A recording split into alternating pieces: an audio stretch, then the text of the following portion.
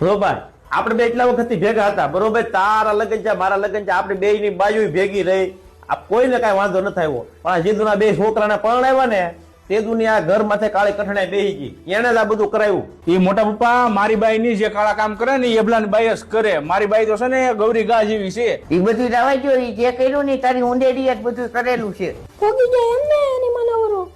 કાકી તમે શાંતિ રાખો, તમારા આદમી ન બોલાય.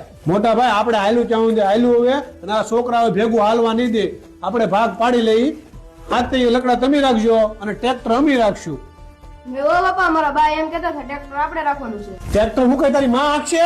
બાપા આપણો ભાઈ મોટો અભો આખશે હો નહીં ટ્રેક્ટર. હો, હું આકી, એટલે તું હાકી કે નહીં હાક? હું આકી. તો એમ મોઢામાંથી હરખું બહી ને ગામમાં અમી રહેવું વાડીએ ઠાળ્યું છે ને એ તમારું. તું શું સમજ તારા મનમાં? ઈ ગામમાં મકાન છે ને એમાં 20 લાખ નો ખર્ચો કર્યો અને ઈ ઢાળિયું પડે એમ છે. હવે સોમાં હું નથી કાઢે એમ. હારી હારી વસ્તુ તમારે લઈ લે, નબળું બધું અમને ભરાવી દેવું તમારે. ટ્રેક્ટર તો તમે લીધું સારું. લા ભાઈ એ બધું કાંઈ ના કરવું. આપણે છે ને પાના નાખી દઈએ, જેના ભાગ હશે કિસ્મત હશે એને આવી જાહે. હા વાંધો નહીં, એમ કરીએ.